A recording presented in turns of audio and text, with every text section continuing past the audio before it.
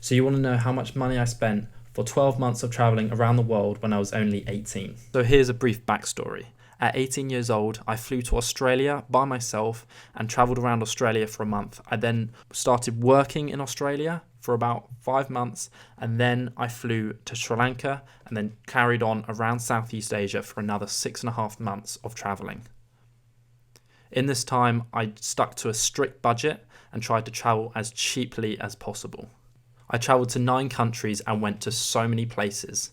I met so many people and it was one of the best things I could do, and now I'm literally addicted to travelling.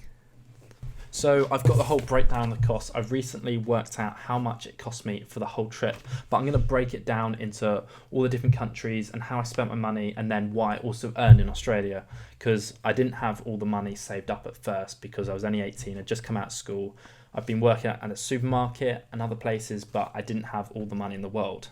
So at 18 years old, I left home in September 2017 with £6,500, and I had that money, which I'd saved up through a lot of hard work and working in a supermarket, paper round, cricket coaching, and I had that money and I basically flew to Australia.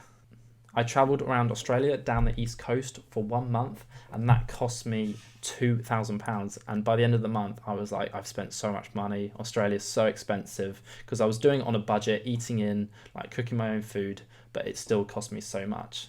So I had to get a job quite quickly in Sydney, and luckily I did. And then I started working in a hardware store on the northern beaches in Sydney. So whilst I was working in this hardware store in Sydney, I was earning £370 a week. That was after tax, because they taxed me, I think, something ridiculous. So a lot of my money went to tax, which I never got back. But anyway, so every week I was roughly spending £260 on accommodation, food, activities, all that stuff. So that was quite a strict budget. I wasn't going out too much, but I was doing lots of free activities. Like, obviously, the thing to do in Australia is go to the beach. So that was a common thing I'd do on the weekend, which is, of course, is free. I also bought a bike, which saved money on buses and transport, because I could just cycle to places rather than having to get the bus, etc. It's a very good tip, because I managed to sell the bike and I only lost 20 Aussie dollars, £10 from that. So I basically had free transport whilst I was in Australia. So definitely recommend getting a bike, because you can save costs. Australia is so good for working abroad, because you can actually, the minimum wage is so high. So definitely recommend it. If you're wanting to work abroad, Australia is such a good place to save up money. So I worked for 21 weeks and I earned £110 a week. So let me do the maths. Let me have some water. Oh, look at that. So 110 times 21 is £2,310. So I had £2,310 plus the £4,500, which makes £6,800, let's say. So in total, I had £6,800 when I flew to Sri Lanka. Take away the cost of my flight to Sri Lanka, which was £180. So let's just say it was £6,600 I had in my bank account when I flew to Sri Lanka at the end of March. And from Sri Lanka, I flew to Cambodia and then went up to Laos, Vietnam, the Philippines, and then I went to Indonesia for 2.5 months, and also went to Singapore and Malaysia, or just Kuala Lumpur, for a few days. And that in total was, how much was it? That in total was 6.5 months of traveling, and that cost me £5,700, which is actually a really good amount. I spent under £1,000 a month traveling around Southeast Asia, which is why it's one of the places I really do recommend for first-time travelers, because it is cheap and there are so many other travelers there. The two biggest costs when you're traveling are accommodation and transport.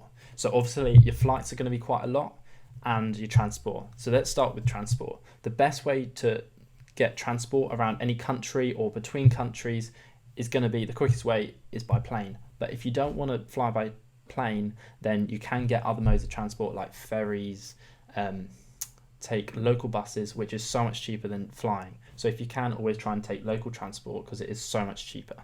For example, in Sri Lanka, when I was getting the trains, it was like a 6-hour journey, but it cost me like 90p on like a local train. So definitely recommend doing that, because you can save so much money traveling. The other expensive cost is accommodation, and that's going to be quite the bulk of what you pay. And the The places to stay are either hostels, guest houses. I use Agoda, Hostelworld, Booking.com, as these are the best places to find cheap places to stay. I didn't really care where I stayed as long as it was cheap. I was like, yeah, but hostels is the best place to stay if you are solo traveling, because that's where all the solo travelers are. So you all want to know how much money I spent for the total of 12.5 months of traveling. And that figure was £13,500. That's not the exact figure, but it's within £100 of what I actually spent whilst I was away. That includes everything, accommodation, everything, all the flights, all the money I spent. The only thing it does not include is travel insurance, because I actually got the travel insurance paid by my parents. So that saved probably £300-400. So that is the end of the video. I hope you enjoyed it. I hope you actually understand what I spent my money on, and how I only spent £13,500 on 1 year of traveling, which for a lot of people, they are so surprised when I tell them that, because it is not a lot at all. Anyway, if you've got any more questions, put them in the description below. Maybe I'll make another video on other stuff, cheap places to go, traveling as a solo backpacker, and all that stuff. If you've got any questions or video ideas, please leave them in the comments, and I will hopefully do a video or answer them. I hope you enjoyed that video. Please give me a like, subscribe for any more travel help videos. I really want to help you guys out and traveling when you're young, because that's what I managed to do, and I want to help other people do it too. So subscribe, like this video, and I'll see you in the next one. See you later.